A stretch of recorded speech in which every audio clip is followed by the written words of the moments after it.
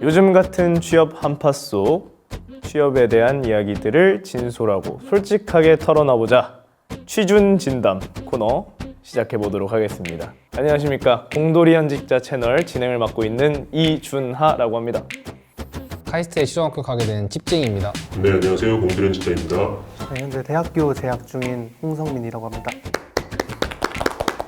그럼 저희 시작 전에 우리 취준생들의 필수 아이템 비타 음료 한 잔씩 하고 들어가도록 하겠습니다. 먼저 받아주시고요. 비타. 컨셉이 좋네요. 비타 음료. 네. 색이 영롱한데요. 그래도 우리 취준생들의 오아시스 같은 현직자님께서 건배사를 한번 해주시는 게 건배사 해본 적이 없는데?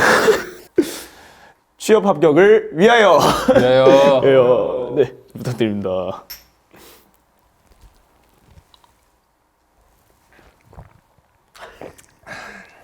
그럼 본격적으로 이야기 시작해 보도록 하겠습니다. 첫 번째 주제 한번 뽑아볼게요. 면접에서 마지막 한마디, 여기서 뒤집기가 가능하다, 아니다, 이미 점수는 끝났다. 어떻게 생각하는지 자유롭게 토론하면 될 것 같습니다. 저는 뒤집기도 가능하고 동시에 굳히기도 가능하다고 생각합니다.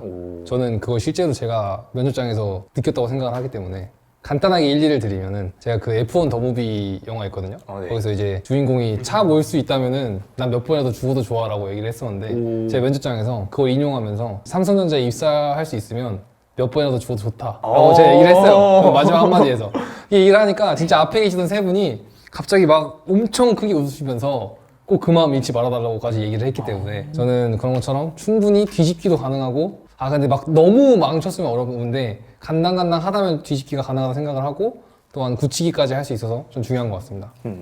그러니까 이것도 컨설팅 내용에 들어가 있는 거긴 한데, 그러니까 마지막 할 말을 보통 이렇게 하시거든요.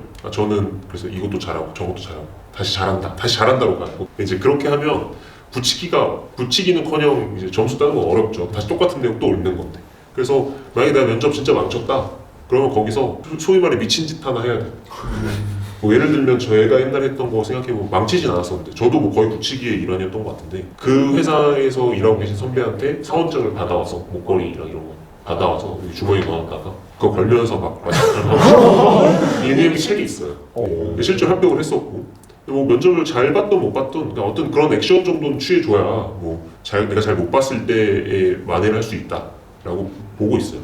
그래서 만회도 굳히기도 할 수 있다고 생각합니다. 취준을 해보셨을까요? 아직 대학교 재학 중이고 이제 하려고 하는 입장에서 저는 뒤집기가 가능하다고 생각하는 게 어쨌든 면접도 사람과의 대화라고 생각하기 때문에 어떤 감성적인 영역에서 도움이 될 수 있지 않을까라는 생각을 합니다. 이건 근데 저도 마찬가지인 게 어떤 공연을 하든 뭐 오디션 면접을 보든 저는 이쪽 일을 하다 보니까 앞에 공연들에서 조금 많은 실수가 있었더라도 뒤에 엔딩에서 정확한 메시지를 딱 던지는 순간 앞에 것보다 이제 이 극이 그래서 이랬다로 기억이 남기 때문에 또 사람 보는 것도 똑같다고 생각합니다. 마지막 한마디에서는 그래도 나는 이런 마음가짐을 가지고 있고 이런 사람이다를 조금 알려주는 게 인식되기 좋지 않을까. 충분히 뒤집기 가능하다고 생각합니다. 그럼 다음 한번 뽑아보도록 하겠습니다. 사내 정치, 라인 잘 타는 것도 능력인가?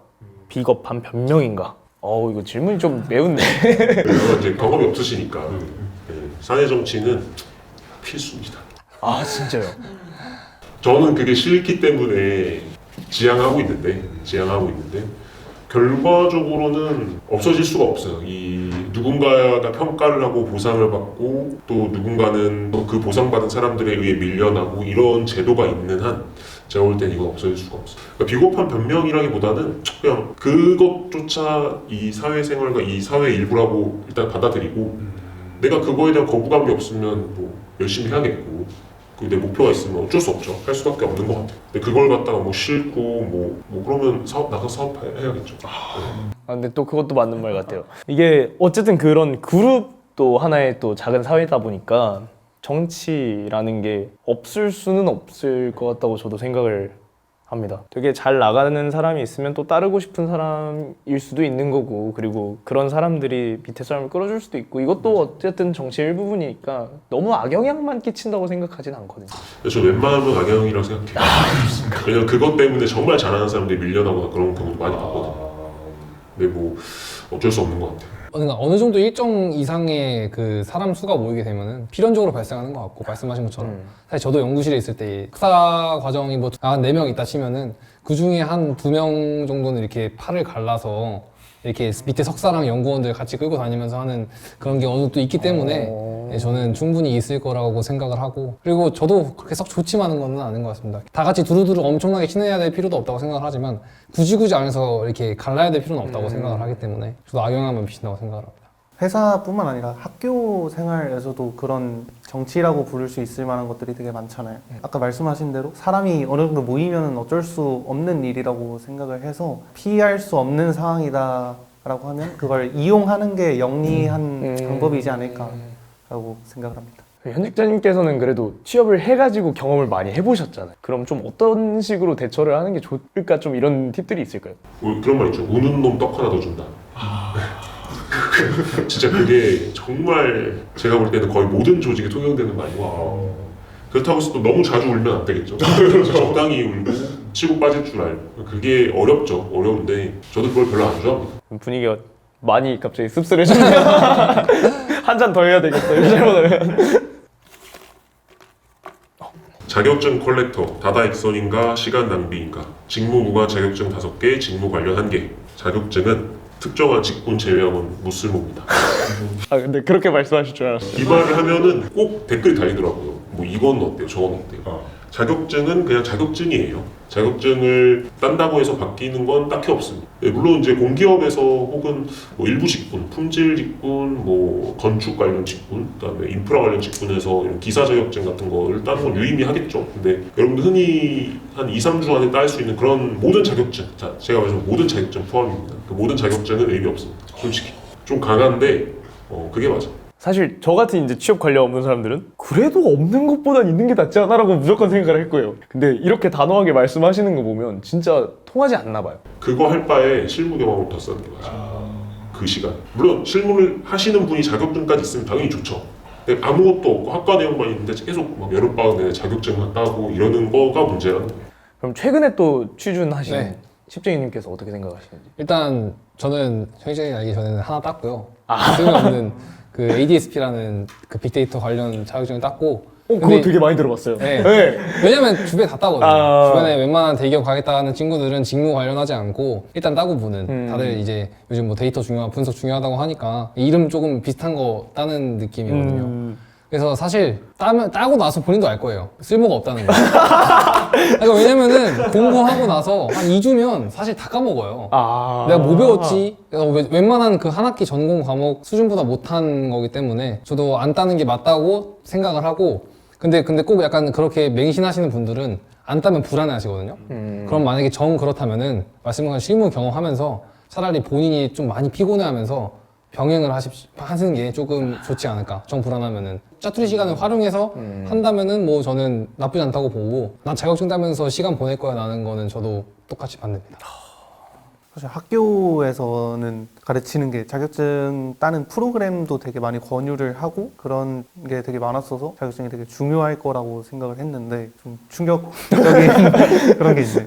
저도 근데 네. 매번 이렇게 인터뷰하거나 어떤 현직자님이랑 대화 나눌 때마다 따지 마세요! 딱 하는 것들이 있어요. 그럴 때마다 그렇구나 싶거든요. 근데 좀 역으로 궁금한 게, 그러면은 남들은 다 이 자격증이 있는데 나만 없는 그런 상황이 마이너스로 작용되진 않는지. 그래봤자 그 말씀하신 이 ADSP 요 정도거든요. 품질에는 뭐 품질 경영 기사 뭐 이런 게 있어요. 근데 품질 쪽은 없으면 조금 타격이 있을 수도 있을 것 같아요. 그래서 아까 품질을 말씀드렸고, 근데 그 외에 모든 직군, 일반적인 대기업 엔지니어 직군에서는 그 ADSP 같은 거 없어도 잘 붙고요. 있어도 뭐 이게 뭐예요? 정도고. 전혀 궁금해하지도 않고, 집쟁님도 말씀하셨지만 본인이 아실 거예요. 한 2주 공부하면 따거든요. 그게 어떻게 대기업을 합격할 수 있는 척도가 되겠습니까? 당연히 아니죠. 시간 투자만큼 또 결과가 있는 법이니까 2주 공부해서 따는 거 물론 그것도 공부 잘해야 되겠지만 네, 그럼 다음 질문 넘어가 볼까요? 왕복 3시간 본가 출퇴근 vs 월세 60만 원 회사 근처 자취. 왕복 3시간 본가 출퇴근. 근데 사람 성향에 따라 좀 많이 다를 수도 있을 것 같은데 저 같은 경우는 조금 독립적으로 사는 게 조금 더 취향이어서 조금 더 지출이 있더라도 근데 또 저축을 해야 되는 입장에서 이게 어렵네요. 그 월세 60이잖아요. 그 말이 월세 60이지. 60에 생활비, 그다음에 그 뭐 관리비 이런 거 다 포함하면 제가 그때 100에서 120 정도 썼거든요. 진짜 네, 그 정도 갈 거. 근데 사회초년생이 그런 지출을 하는 거는 진짜 좀 미춥니다. 그 1시간 30분 걸리는 통근 시간을 아껴서 그다지 유의미한 활동을 하진 않거든요.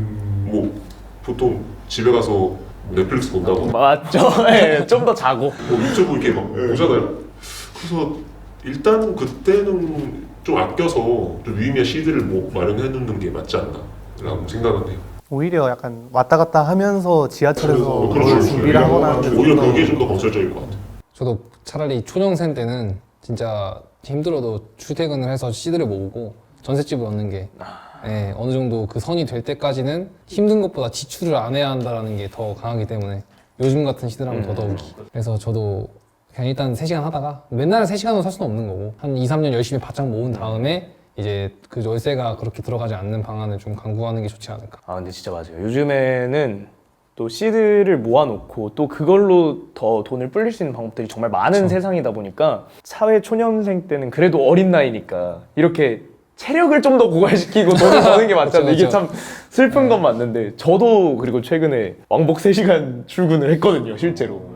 그냥 내가 조금 힘들면 돈은 확실히 더 아껴지고 더 나가니까. 왕복 3시간은 뭐 그렇게 먼 거리도 아니고 그러긴 제가 해요. 볼 때는 왕복 4시간 4시간 수두로 빽빽 하더라고요. 길 막히고 그랬던 거 생각하면 또 조금 속상하긴 한데 그래도 사회 초년생 입장에서는 조금 더 통장에 숫자 찍히는 거 보고 버텨야죠. 그렇죠. 금융치료가 최고니까. 맞아. 네. 회식은 업무의 연장인가 직장 내 괴롭힘인가 불참하면 찍히나. 회식 요즘 제가 회식을 최근에 안 해가지고 회식 해보셨어요? 연구실 회식? 저희는 연구실 회식하죠. 하고 저는 연구실 회식은 그래도 자유롭다 생각하는데 저는 직장에서의 회식은 업무 연장선이라고 저는 일단 안 해봤지만 그럴 수밖에 없을 것 같다. 그 사람이 평가를 매기는 시스템이기 때문에 그런 평가를 매기는 사람이 오는 자리라면은 저는 회식임에도 불구하고 가서 좋은 모습을 보여야 한다고 생각을 합니다. 저는 그렇게 생각합니다. 좋은 모습이라는 게 술 많이 먹는 모습.